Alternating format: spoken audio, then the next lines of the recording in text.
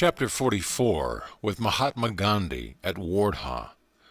Welcome to Wardha, Mahadev Desi, Secretary to Mahatma Gandhi, greeted Miss Bletch, Mr. Wright and myself with these cordial words and the gift of wreath of Kadir, homespun cotton.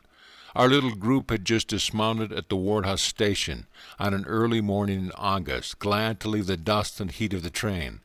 Consigning our luggage to a bullock cart, we entered an open motor car with Mr. Desi and his companion.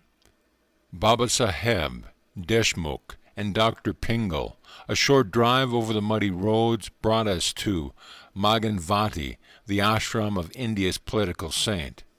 Mr. Desi led us at once to the writing room, where, cross-legged, sat Mahatma Gandhi, pen in one hand and a scrap of paper in the other. On his face a vast, winning, warm-hearted smile. Welcome, he scribbled in Hindi. It was Monday, his weekly day of silence.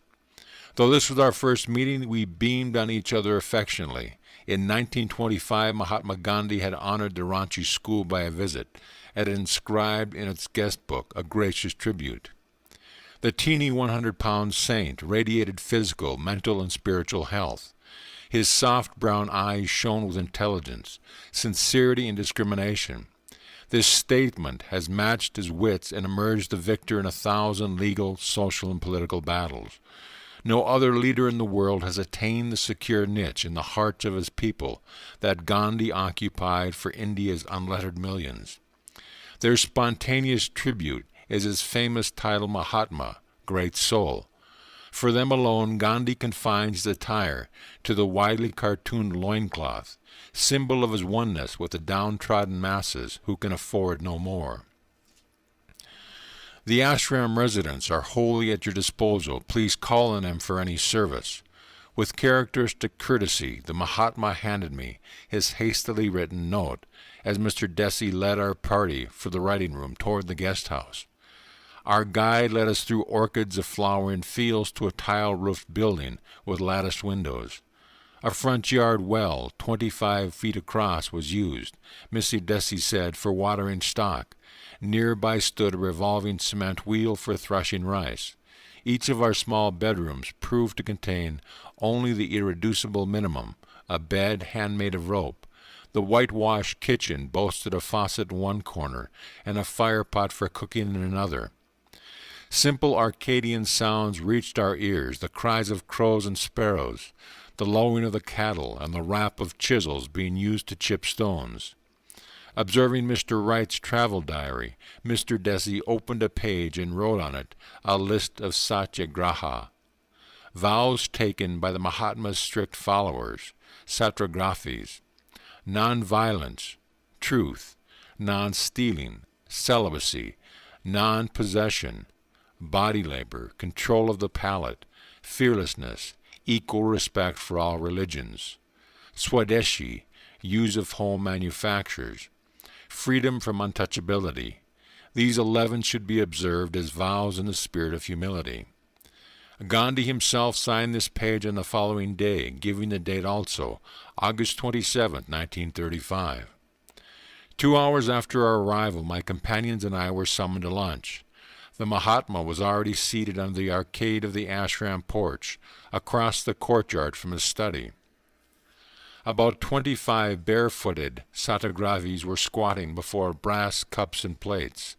A community chorus of prayers, then a meal served from large brass pots containing chapatis, whole wheat unleavened bread, sprinkled with ghee, talsari, boiled and diced vegetables, and a lemon jam. The Mahatma ate chapatis, boiled beets, some raw vegetables, and oranges. On the side of his plate was a large lump of very bitter neem leaves, a notable blood cleanser. With his spoon he separated a portion and placed it on my plate. I bolted it down with water, remembering childhood days when mother had forced me to swallow the disagreeable dose.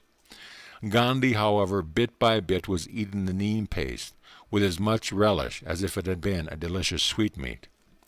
In this trifling incident I noted the Mahatma's ability to detach his mind from the senses at will. I recalled the famous appendectomy performed on him some years ago. Refusing anesthetic, the saint had chatted cheerfully with the disciples throughout the operation, his infectious smile revealing his unawareness of pain. The afternoon brought an opportunity for a chat with Gandhi's noted disciple, daughter of an English admiral, Miss Madeline Slade, now called Marabi. Her strong, calm face lit with enthusiasm as she told me, in flawless Hindi, of her daily activities. Rural reconstruction work is rewarding. A group of us go every morning at 5 o'clock to serve the nearby villagers and teach them simple hygiene. We make it a point to clean their latrines in their mud-thatched huts. The villagers are illiterate. They cannot be educated except by example, she laughed gaily. I looked in admiration at this high-born Englishwoman whose true Christian humility enables her to do the scavenging work usually performed only by the untouchables. I came to India in 1925, she told me. In this land I feel that I have come back home. Now I would never be willing to return to my old life and my old interests. We discussed America for a while. I have always pleased and amazed, she said, to see the deep interest in spiritual subjects exhibited by the many Americans who visit India. Marabi's hands were soon busy at the charaka spinning wheel, omnipresent in all the ashram rooms, and indeed, due to the Mahatma, omnipresent throughout rural India. Gandhi has sound economic and cultural reasons for encouraging the revival of cottage industries, but he does not counsel a fanatical repudiation of all modern progress. Machinery, trains, automobiles, the telegraph have played important parts in his own colossal life. 50 years of public service, in prison and out, wrestling daily with practical details and harsh realities in the political world, have only increased his balanced open-mindedness, sanity, and humorous appreciation of the quaint human spectacle. Our trio enjoyed a 6 o'clock supper as guests of Babasaheb Deshmukh. The 7 p.m. prayer hour found us back at the Maganvati ashram, climbing to the roof where 30 Satagris were grouped in a semicircle around Gandhi. He was squatting on a straw mat, an ancient pocket watch propped up before him.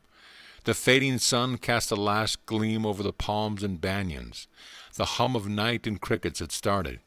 The atmosphere was serenity itself. I was enraptured.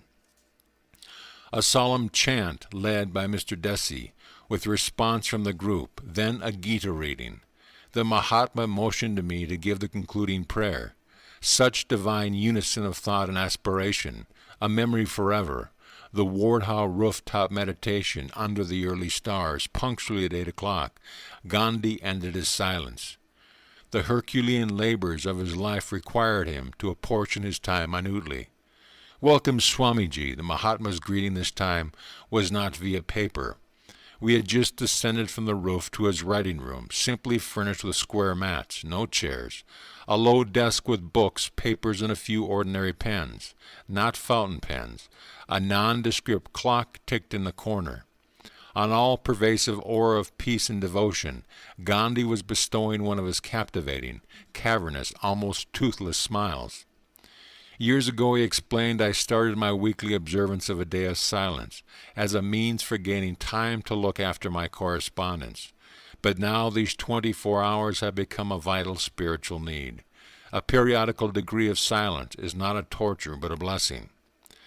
I agreed wholeheartedly. The Mahatma questioned me about America and Europe. We discussed India and world conditions.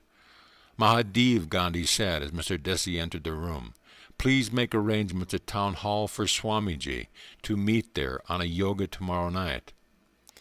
As I was bidding the Mahatma good night, he considerately handed me a bottle of citronella oil. The Wardha mosquitoes don't know a thing about Ahimsa, Swamiji, he said laughingly. The following morning, our little group breakfasted early on a tasty wheat porridge with molasses and milk. At 10:30, we are called to the ashram porch for lunch with Gandhi and the Satyagrahis. Today the menu included brown rice, a new selection of vegetables, and cardamom seeds. Noon found me strolling about the ashram grounds on the grazing land of a few imperturbable cows.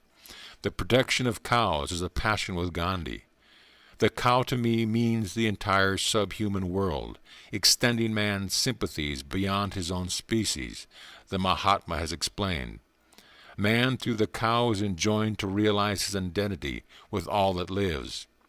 Why the ancient rishis selected the cow for apotheosis is obvious to me. The cow of India was the best comparison. She was the giver of plenty. Not only did she give milk, but she also made agriculture possible. The cow is a poem of pity. One reads pity in the gentle animal. She is the second mother to millions of mankind. Protection of the cow means protection of the whole dumb creation of God. The appeal of the lower order of creation is all the more forceful because it is speechless. 3 daily rituals are enjoyed on the Orthodox Hindu. One is Bhutu Yajna, an offering of food to the animal kingdom. This ceremony symbolizes man's realization of his obligation to less evolved forms of creation, instinctively tied to bodily identifications, which also corrode human life, but lacking in that quality of liberating reason which is peculiar to humanity.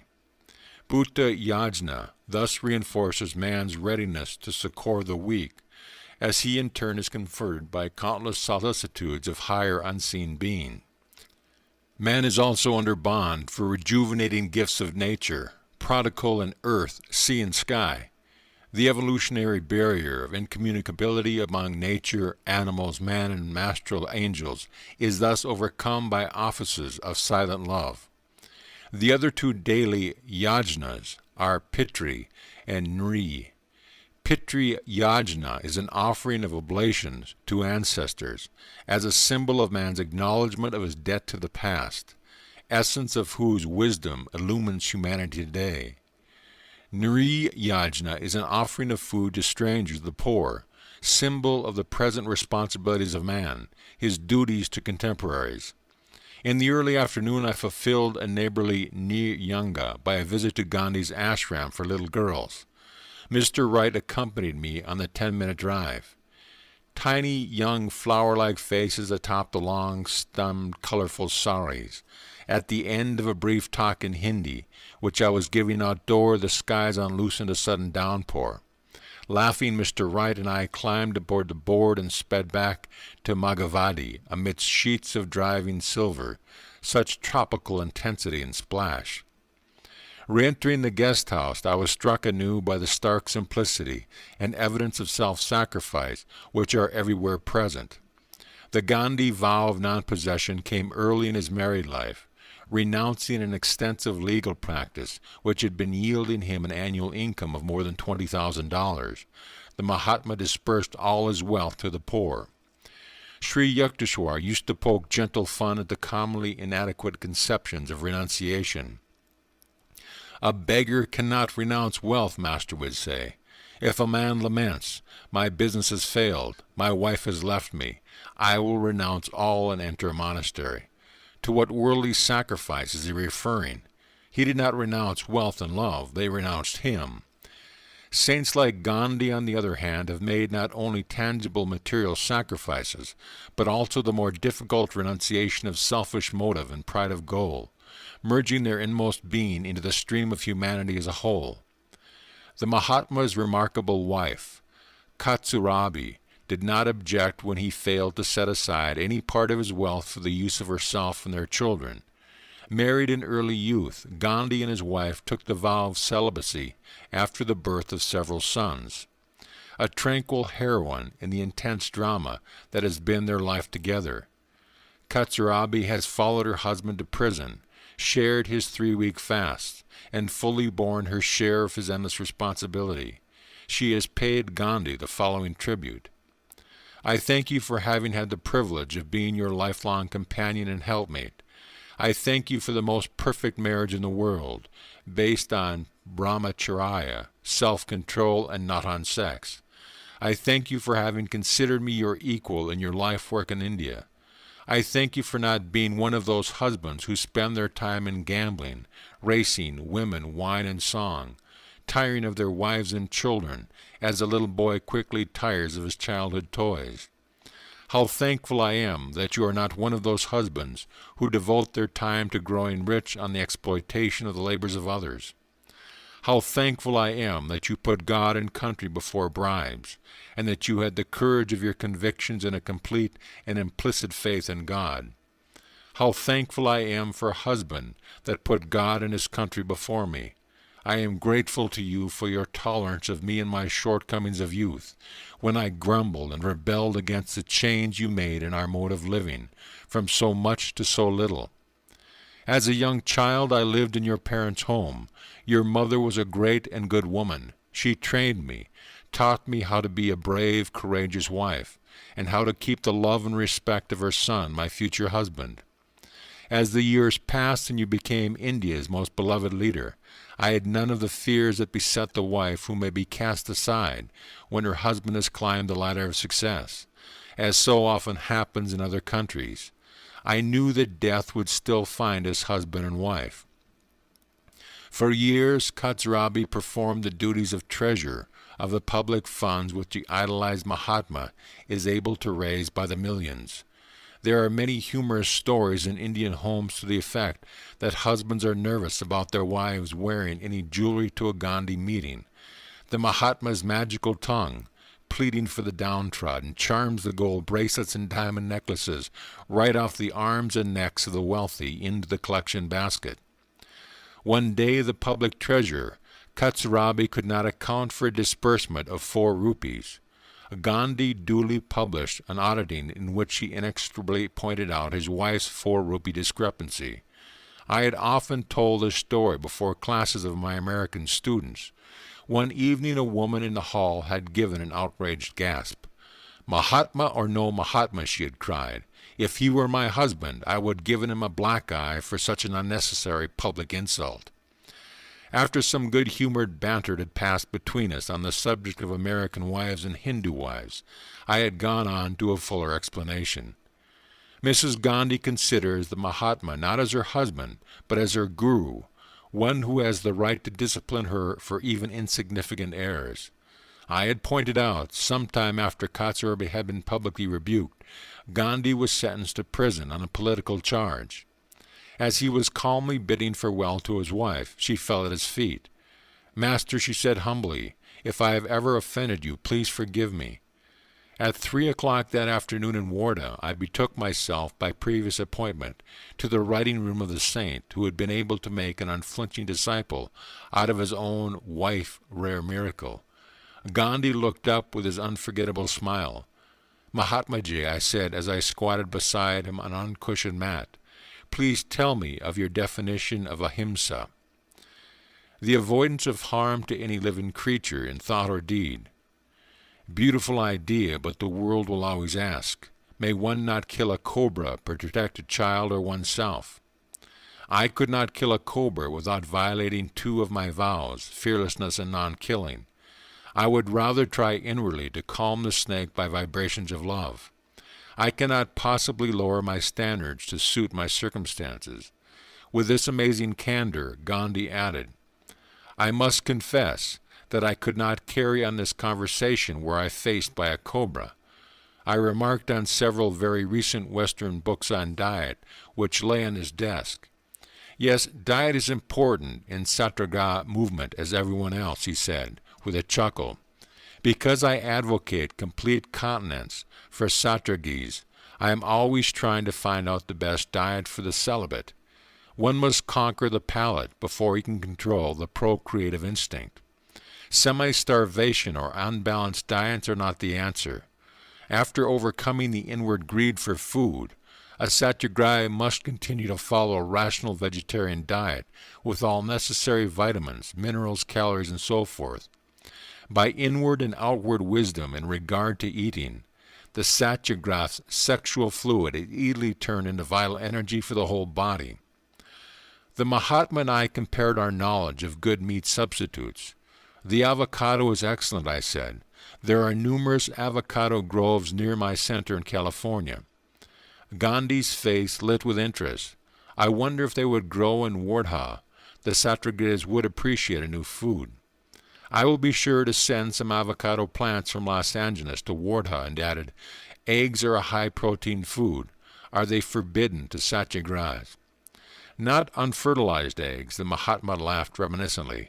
For years I would not countenance their use. Even now I personally do not eat them. One of my daughters-in-law was once dying of malnutrition. Her doctor insisted on eggs. I would not agree and advised him to give her some egg substitute. Gandhiji, the doctor said, unfertilized eggs contain no life sperm. No killing is involved. I then gladly gave permission for my daughter-in-law to eat eggs. She soon restored to health. On the previous night, Gandhi had expressed a wish to receive the Kriya Yoga of Larry Masha. I was touched by the Mahatma's open-mindedness and spirit of inquiry. He is childlike in his divine request, revealing the pure receptivity which Jesus praised in children. Of such is the kingdom of heaven. The hour for my promised instruction had arrived. Several Satragiris now entered the room. Mr. Desi, Dr. Pingal, and others who desired the Kriya technique. I first taught the little class the physical Yogoda exercises. The body is visualized as divided into 20 parts. The wheel directs energy in turn to each section. Soon everyone was vibrating before me like a human motor. It was easy to observe the rippling effect on Gandhi's 20 body parts, at all times completely exposed to view. Though very thin, he is not unpleasingly so. The skin of his body is smooth and unwrinkled. Later I initiated the group into the liberating technique of Kriya Yoga. The Mahatma had reverently studied all world religions, the Jain scriptures, the biblical New Testament, and the sociological writings of Tolstoy are the three main sources of Gandhi's nonviolent convictions. He has stated his credo thus: I believe the Bible, the Quran, and the Zen Avesta to be as divinely inspired as the Vedas. I believe in the institution of gurus, but in this age millions must go without a guru, because it is a rare thing to find a combination of perfect purity and perfect learning. But one not need despair or ever knowing the truth of one's religion, because the fundamentals of Hinduism, as of every great religion, are unchangeable and easily understood. I believe, like every Hindu, in God and His oneness, in rebirth and salvation. I can no more describe my feelings for Hinduism than for my own wife. She moves me as no other woman in the world can. Not that she has no faults, I dare say she has many more than I see myself, but the feelings of an indissoluble bond is there. Even so I feel for and about Hinduism, with all its faults and limitations. Nothing delights me so much as the music of the Gita or the Ramayana by Thucydides. When I fancied I was taking my last breath, the Gita was my solace. Hinduism is not an exclusive religion. In it there is room for worship of all the prophets of the world. It is not a missionary religion in the ordinary sense of the term. It has no doubt absorbed many tribes in its fold. But this absorption has been an evolutionary, imperceptible character. Hinduism tells each man to worship God according to his own faith or dharma, and so lives at peace with all religions. Of Christ, Gandhi had written, I am sure that if you were living here now among men, he would bless the lives of many who perhaps have never heard his name. Just as it is written, Not every one that saith unto me, Lord, Lord, but he that doeth the will of my Father. In the lesson of his own life, Jesus gave humanity the magnificent purpose and the single objective toward which we all ought to aspire. I believe that he belongs not solely to Christianity, but to the entire world, to all lands and races. On my last evening in Warha, I addressed the meeting which one called Mr. Desi in Town Hall. The room was thronged to the window sills with about 400 people assembled to hear the talk on yoga. I spoke first in Hindi, then in English. Our little group returned to the ashram in time for a good-night glimpse of Gandhi, enfolded in peace and correspondence. Night was still lingering when I rose at 5 a.m. Village life is already stirring. First a bullock cart by the ashram gates, then a peasant with his huge burden balanced precariously on his head. After breakfast our trio sought out Gandhi for farewell pranams. The saint rises at 4 o'clock for his morning prayer. Mahatmaji, goodbye. I knelt to touch his feet. India is safe in your keeping. Years have rolled by since the warred idol. The earth, oceans, and skies have darkened with a world of war. Alone among great leaders, Gandhi has offered a practical nonviolent alternative to armed might. To redress grievances and remove injustices, the Mahatma has employed nonviolent means which again and again have proved their effectiveness. He states his doctrines in these words: I have found that life persists in the midst of destruction. Therefore there must be a higher law than that of destruction. Only under that law would well-ordered society be intelligible and life worth living. If there is a law of life, we must work it out in daily existence. Wherever there are wars, wherever we are confronted with an opponent, conquer by love. I have found that the certain law of love has answered in my own life as the law of destruction has never done. In India, we have had an ocular demonstration on the operation of this law on the widest scale possible. I don't claim that nonviolence has penetrated the 360 million people in India, but I do claim it has penetrated deeper than any other doctrine in an incredibly short time. It takes a fairly strenuous course of training to attain a mental state of nonviolence. It is a disciplined life, like the life of a soldier. The perfect state is reached only when the mind, body, and speech are in proper coordination. Every problem would lend itself to solution if we determined to make the law of truth and nonviolence the law of life. Just as a scientist will work wonders out of various applications of the laws of nature, a man who applies the laws of love with scientific precision can work greater wonders. Nonviolence is infinitely more wonderful and subtle than forces of nature, like, for instance, electricity. The law of love is a far greater science than any modern science. Consulting history, one may reasonably state that the problems of mankind have not been solved by the use of brute force. World War I produced a world-chilling snowball of war karma that swelled into World War II. Only the warmth of brotherhood can melt the present colossal snowball of war karma, which may otherwise grow into World War III. This unholy trinity will banish forever the possibility of World War IV by a finality of atomic bombs. Use of jungle logic instead of human reason is settling disputes will restore the earth to a jungle. If brothers not in life, then brothers in violent death. War and crime never pays. The billions of dollars that went into the smoke of explosive nothingness would have been sufficient to have been made a new world, one almost free from disease and completely free of poverty. Not an earth of fear, chaos, famine, pestilence, the dense macabre, but one broad land of peace, of prosperity, and of widening knowledge. The nonviolent voice of Gandhi appeals to man's highest conscience. Let nations ally themselves no longer with death, but with life. Not with destruction, but with construction. Not with the annihilator, but with the creator. One should forgive under an injury, says the Mahabharata. It hath been said that the continuation of species is due to man's being forgiving. Forgiveness is holiness. By forgiveness the universe is held together. Forgiveness is the might of the mighty. Forgiveness is sacrifice. Forgiveness is quiet of mind. Forgiveness and gentleness are the qualities of the self-possessed. They represent eternal virtue. Nonviolence is a natural outgrowth of the law of forgiveness and love.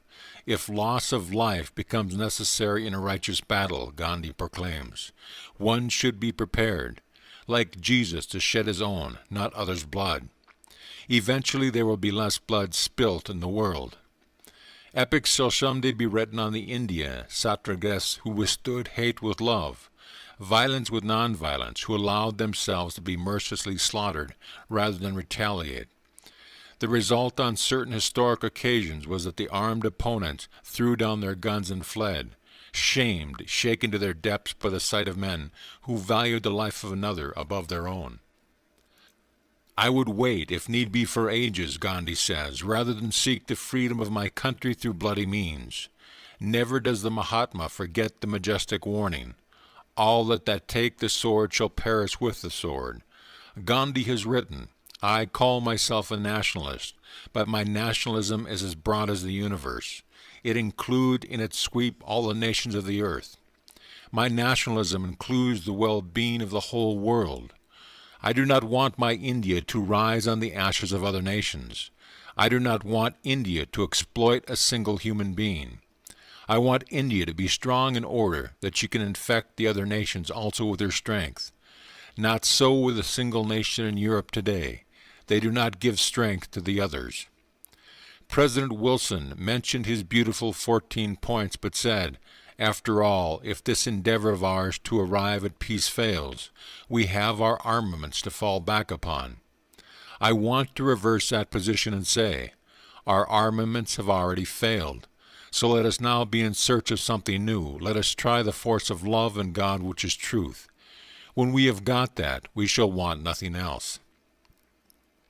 By the Mahatma's training of thousands of true satragis, those who have taken the 11 rigorous vows mentioned in the first part of his chapter, who in turn spread the message, by patiently educating the Indian masses to understand the spiritual and eventually material benefits of nonviolence, by arming his people with nonviolent weapons, non-cooperation with injustice, the willingness to endure indignities, prison, death itself, rather than resort to arms, by enlisting world sympathy through countless examples of heroic martyrdom among satyagrahis. Gandhi has dramatically portrayed the practical nature of nonviolence, its solemn power to settle disputes without war. Gandhi has already won through nonviolent means a greater number of political concessions for his land than ever had been won by any leader of our country except through bullets. Nonviolent methods for eradication of all wrongs and evils have been strikingly applied not only in political arena, but in the delicate and complicated field of Indian social reform. Gandhi and his followers have removed many long-standing feuds between Hindus and Mohammedans. Hundreds of thousands of Muslims look to the Mahatma as their leader. The untouchables have found in him their fearless and triumphant champion. If there be a rebirth in store for me, Gandhi said, I wish to be born a pariah in the midst of pariahs, because thereby I would be able to render them more effective service. The Mahatma is indeed a great soul, but it was illiterate millions who had the discernment to bestow the title. This gentle prophet is honored in his own land. The lowly peasant has been able to rise to Gandhi's high challenge. The Mahatma wholeheartedly believes in the inherent nobility of man. The inevitable failures have never disillusioned him. Even if the opponent plays him false 20 times, he writes, the Satyagraph is ready to trust him the 21st time. For an implicit truth in human nature is the very essence of the creed. Mahatma Ji, you are an exceptional man. You must not expect the world to act as you do. A critic once made this observation. It is curious how we delude ourselves, fancying that the body can be improved, but it is impossible to evoke the hidden powers of the soul, Gandhi replied. I am engaged in trying to show that if I have any of those powers, I am as frail as mortal as any of us, and that I never had anything extraordinary above me, nor have I now. I am a simple individual liable to err like any other fellow mortal. I own, however, that I have enough humility to confess my errors and to retrace my steps. I own that I have an immovable faith in God and His goodness, and an unassumable passion for truth and love. But it is not that what every person has latent in him. If we are to make progress, we must not repeat history, but make new history. We must add to the inheritance left by our ancestors. If we may make new discoveries and inventions in the phenomenal world, must we declare our bankruptcy in the spiritual domain? Is it impossible to multiply the exceptions so as to make them the rule? Must man always be brute first and man after, if at all? Americans may well remember with pride the successful nonviolent experiment of William Penn in founding his 17th century colony in Pennsylvania. There were no forts, no soldiers, no militia, even no arms. Amidst the savage frontier wars and the butcheries that went on between the two settlers and the Red Indians, the Quakers of Pennsylvania alone remained unmolested. Others were slain, others were massacred, but they were safe. Not a Quaker woman suffered assault. Not a Quaker child was slain. Not a Quaker man was tortured. When the Quakers were finally forced to give up the government on the state, war broke out, and some Pennsylvanians were killed. But only 3 Quakers were killed, 3 who had so far fallen from their faith as to carry weapons of defense. Resort to force in the Great War failed to bring tranquility, Franklin Roosevelt has pointed out. Victory and defeat are alike sterile, that lesson the world should have learned. The more weapons of violence, the more misery to mankind, Lao Tzu's taught. The triumph of violence ends in a festival of mourning. I am fighting for nothing less than world peace, Gandhi has declared. If the Indian movement is carried to success on the non-violent Satyagraha basis, it will give a new meaning to the patriotism, and if I may say so in all humility, to life itself. Before the West dismisses Gandhi's program as one of impractical dreamer, let it first reflect on a definition of Satyagraha by the Master of Galilee. You have heard that it hath been said, an eye for an eye and a tooth for a tooth. But I say unto you, that ye resist not evil, but whosoever shall smite thee on thy right cheek, turn to him the other also. Gandhi's epic has extended, with the beautiful precision of cosmic timing, into a century already desolated and devastated by 2 world wars. A divine handwriting appears on the granite wall of his life, a warning against the further shedding of blood among brothers. Mahatma Gandhi visited my high school with yoga training at Ranchi.